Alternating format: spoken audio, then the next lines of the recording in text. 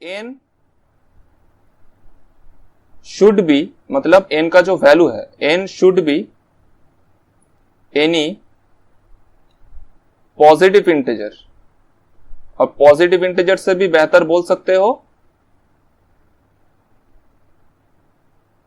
और any natural number. तो positive number का कंफ्यूजन भी हट गया, ठीक है, any natural number.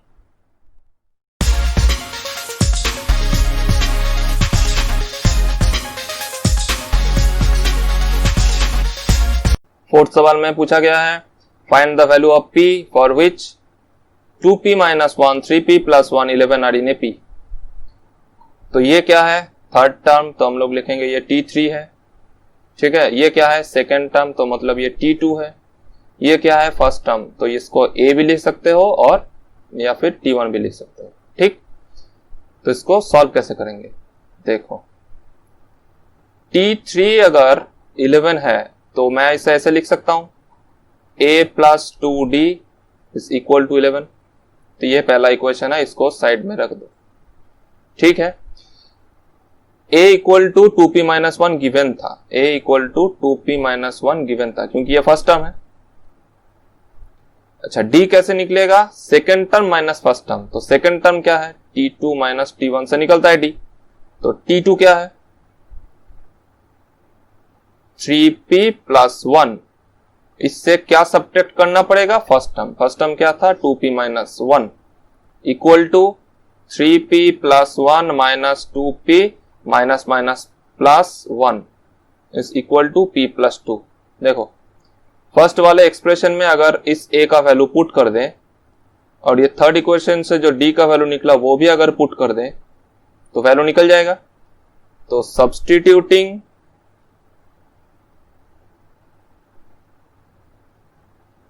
a equal to 2p minus 1 and d equal to p plus 2 in first equation क्या मिलेगा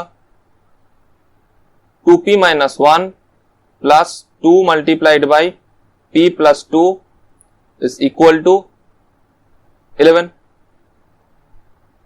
ठीक। 2p minus 1 plus 2p plus 4 is equal to 11 implies 4p minus 1 plus 3 plus 4 मिला के हुआ 3, उधर जाएगा माइनस हो जाएगा equal to 11 minus 3 implies 4p is equal to 8। so therefore imply क्या किया implies p is equal to 2। चलो p का वैल्यू मिल गया, p का वैल्यू 2 है, ठीक है। और उसके बाद पूछा है फाइंड द नंबर्स।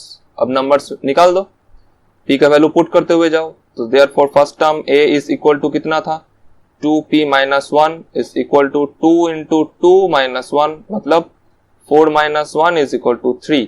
यह है फर्स्ट टर्म। अच्छा सेकेंड टर्म t2 कितना है 3p प्लस 1, 3p प्लस 1 इक्वल्स टू 3 multiplied by 2 plus 1 equal to 7 plus 1 sorry 6 plus 1 equal to 7, ये निकल गया सेकेंड टर्म। अगर हमको पूछता कि कॉमन डिफरेंस क्या है तो कॉमन डिफरेंस में जैसे d में अगर 2 का वैल्यू पुट कर देते तो क्या निकल जाता 4, तो ऐसे भी कर सकते थे। अच्छा तो देयरफॉर नंबर्स आर 3 है फर्स्ट नंबर, 7 है सेकंड नंबर और 11 तो क्वेश्चन में ही दिया था, ठीक है। ओके अब फिफ्थ नंबर क्वेश्चन में तो डायरेक्ट सवाल ही पूछ दिया है कि nth टर्म क्या है, तो इससे सवाल आसान सवाल तो बन ही नहीं सकता। tn is equal to 5 plus n minus 1 multiplied by d माने second term minus first term equal to 5 plus n minus 1 multiplied by 6 equal to 5 plus 6n minus 6 equal to 6n minus 1। ये हो गया first वाले का answer, बहुत ही आसान सवाल है।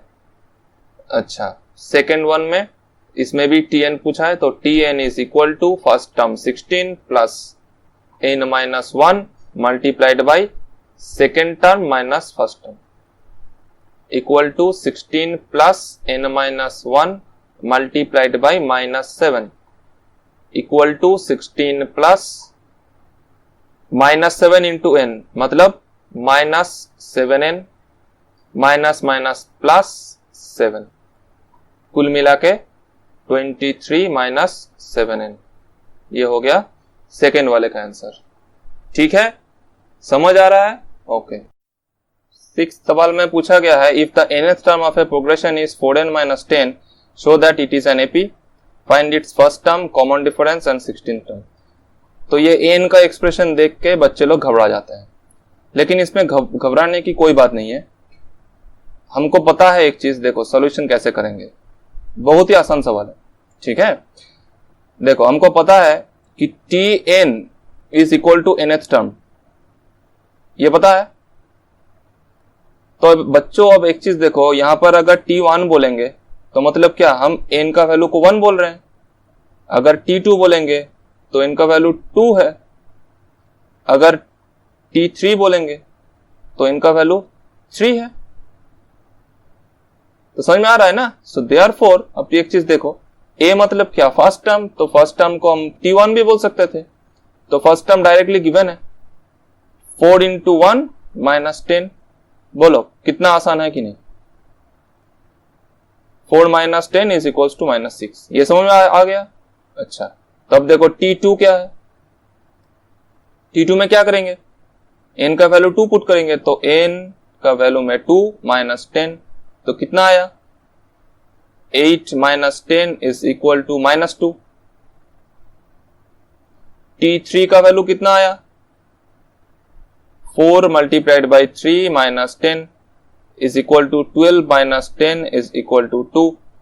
बोलो समझ में आ रहा?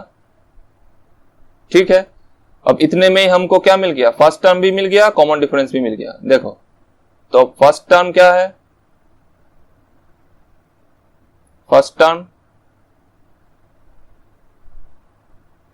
Is equal to a is equal to कितना, -6। चलो नंबर 2 कॉमन डिफरेंस d कितना है, second term -2 -6, second term minus first term is equal to -2 plus 6 कितना, 4। ये भी निकल गया। नंबर 3 क्या पूछा गया है, T16।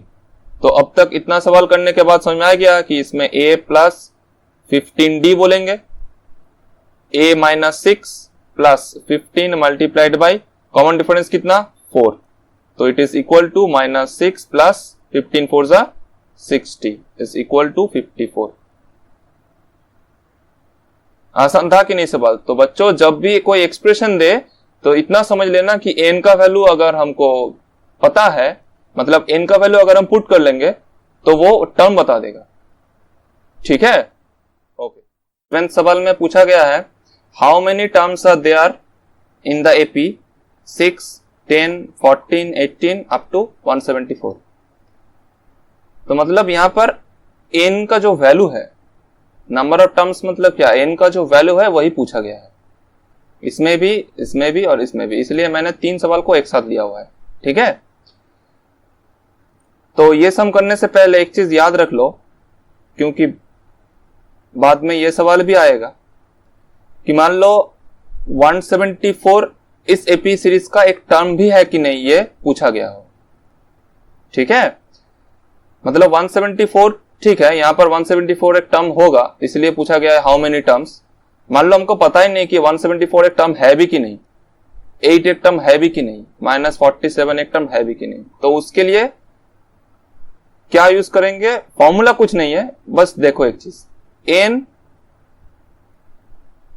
शुड बी, मतलब n का जो वैल्यू है, n should be any positive integer. और पॉजिटिव इंटीजर से भी बेहतर बोल सकते हो,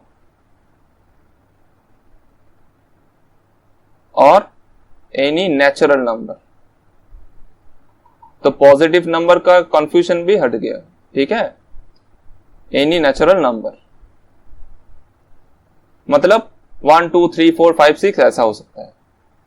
क्योंकि एक चीज देखो, n का वैल्यू, क्योंकि ये tn है, तो tn मतलब क्या, यहां पर क्या हम बोल सकते हैं कि t0 कोई टर्म है नहीं है, लेकिन t1 मतलब क्या है, फर्स्ट टर्म, t2 मतलब क्या है, सेकेंड टर्म,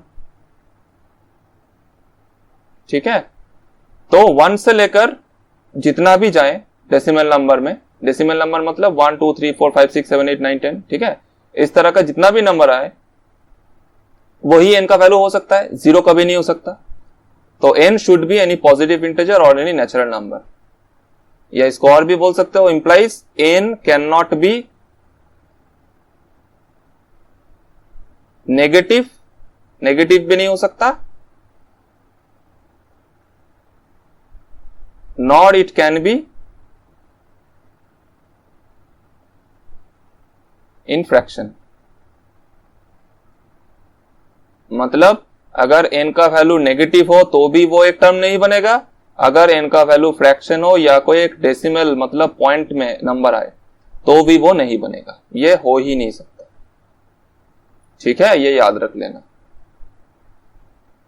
फिलहाल ये सवाल तो बहुत ही आसान है, इस सवाल को तो यहां पर बोल ही दिया है कि ये एक नंबर है, tnth टर्म है, तो इसको हम क्या करेंगे, tn हमको पता है, it is equal to a plus n minus 1 multiplied by d, तो इसी फॉर्मूला में हम वैल्यू पुट करते हुए चलेंगे। tn 174 है, it is equal to first term 6 plus n minus 1 multiplied by d मतलब second term minus first term, ठीक है, implies 174 is equal to 6 plus n minus 1 multiplied by 4, implies 174 minus 6 equal to n minus 1 multiplied by 4, implies 168, अब ये 4 नीचे आएगा, is equal to n minus 1, implies n minus 1 is equal to कितना, 42, therefore n is equal to 43, मतलब first सवाल में n equals to 43 है, मतलब इसका आंसर होगा there are 43 टर्म्स।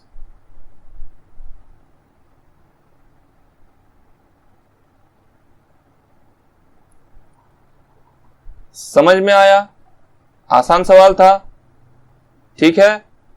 चलो नंबर 8 भी करते हैं, सेम अप्रोच। क्या बोलेंगे, tnth term 8 is equal to first term 41 plus n minus 1 multiplied by common difference second term minus first term, ठीक, implies 8 minus 41 is equal to n minus 1 multiplied by minus 3, implies minus 33 divided by, ये नीचे आएगा, minus 3 is equal to n minus 1, implies n minus 1 is equal to, cancel out करने के बाद 11, implies n equal to 12, मतलब second वाले सवाल में n का वैल्यू 12 है, तो इसका मतलब देयर आर 12 टर्म्स, ठीक है। चलो नंबर 9 भी करेंगे सेम अप्रोच से, यहां पर 47 है tnth टर्म, तो 47 is equal to minus 47, minus 47 is equal to 18 first term plus n minus 1 multiplied by common difference, कितना होता है 15.5 minus 18 second term minus first term. मैं ये बार बार इसलिए बोल रहा हूं second term minus first term, ताकि ये याद हो जाए एकदम, ठीक है, ये रट्टा मारने वाला फॉर्मूला नहीं है। चलो तो minus 47 minus 18 is equal to n minus 1 multiplied by 18 minus 15 कितना होता है, पहले बोलो 3, और हाफ घटाओ तो कितना हुआ 2.5, तो माइनस 2.5। बेसिक कैलकुलेशन आता है ना, देखो 18 माइनस 15 एंड हाफ, मतलब पहले 15 को ऐसे घटाओ, 3 आया और माइनस हाफ, इंप्लाइज 2.5, ऐसे करना होता है, ठीक है। और क्योंकि यहां पर 18 बड़ा है लेकिन नेगेटिव है साइन, तो साइन नेगेटिव ही रहेगा, ठीक है, चलो तो ये वाला बेसिक कैलकुलेशन भी मैंने थोड़ा सा बता दिया। Implies -65 is equal to n-1 multiplied by, ये क्या होगा, -5/2। implies n-1 is equal to -65 divided by -5 multiplied by 2, क्योंकि इस साइड में आने से ये पलट जाएगा, माइनस माइनस कैंसल्ड है, पॉजिटिव बन गया। 5 13 times 65 implies n-1 is equal to 13 2 means 26 implies n is equal to 27। अब इसका मतलब क्या है कि यहां पर नंबर ऑफ टर्म्स 27 है, तो 9th वाले का आंसर होगा देयर आर 27 टर्म्स। ठीक है, आसान था सवाल, समझ में आया? ओके।